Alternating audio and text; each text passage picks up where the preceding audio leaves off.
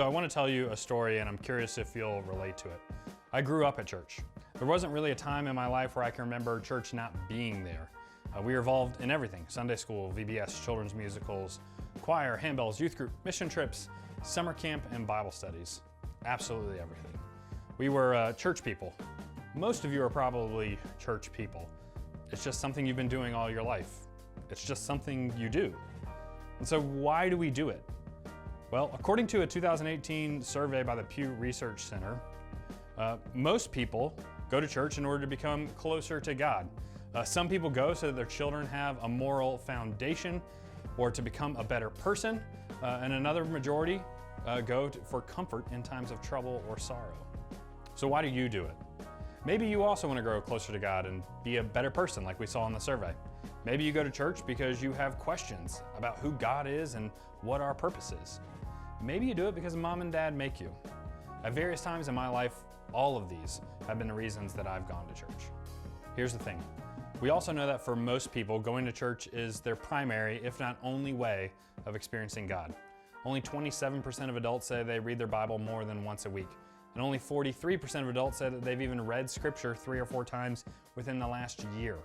We also know that the way things are trending, people are praying less and less, especially younger people. I know for me growing up, for a long time, that's what my faith looked like. It was primarily focused on what happened on Sunday at church. I can't say I had a real understanding of what it meant to have a faith that applied to my everyday life. So what happens when church as we've always known it can't happen anymore? When worship goes from looking like this to looking like this. Well, we've got to pivot. Pivot!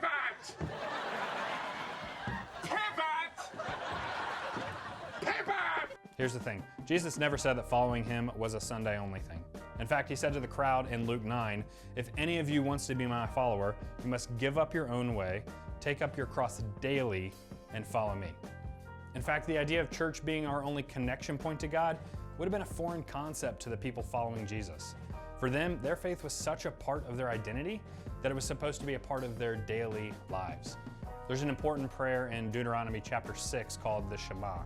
It's a prayer that affirms that God alone is God, and it instructed the Israelites on how they were to remember this fact every single day.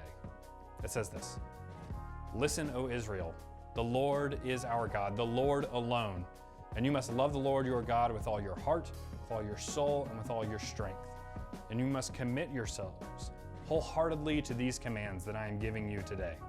Repeat them again and again to your children. Talk about them when you're home, talk about them when you're on the road, and when you're going to bed and when you're getting up.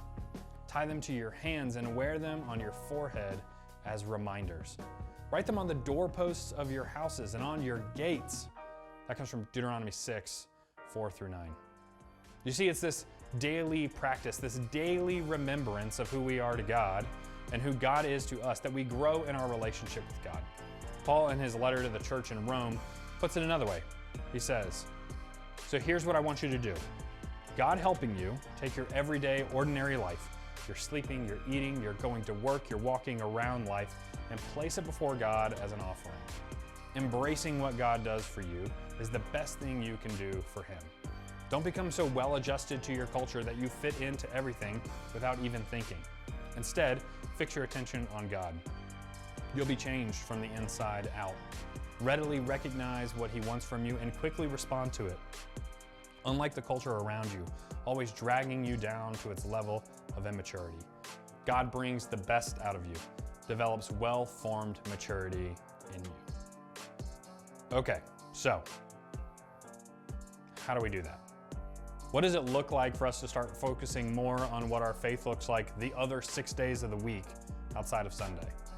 And what can happen when we move from meeting God at church to having Him be a part of our daily lives?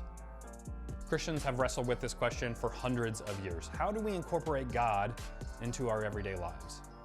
One of the ways that we can do this is through practicing something called spiritual disciplines. Spiritual disciplines are practices that we can do to help us focus on who God is and our relationship with God. But here's the thing, spiritual disciplines alone are not some miracle pill. Richard Foster says that spiritual disciplines can do nothing. They can only get us to the place where something can be done. So this year, we want to spend the year focusing on different disciplines that help us get to a place where God can then work through us, that we can begin to be transformed like Paul talks about in Romans. Each month, we'll take a deep dive on a different spiritual discipline to ask what it actually means and what it looks like to apply it to our own lives. We'll try some different challenges to try out new things. You can order a spiritual discipline box that will come with resources to help you try some new practices surrounding the discipline we'll be talking about that month, and to see what works for you. Each of us is different. We all relate to God in different ways, and our hope is that through this year, you'll try some new things. Some you'll like, some you won't, and that's okay. We're gonna be trying them along with you and be honest about how we experience them too. Now, there are a lot of different spiritual disciplines, and we've chosen a list of 12 that our whole church will be focusing on through the next year. There are 4 inward disciplines. Those are meditation, prayer, fasting, and study.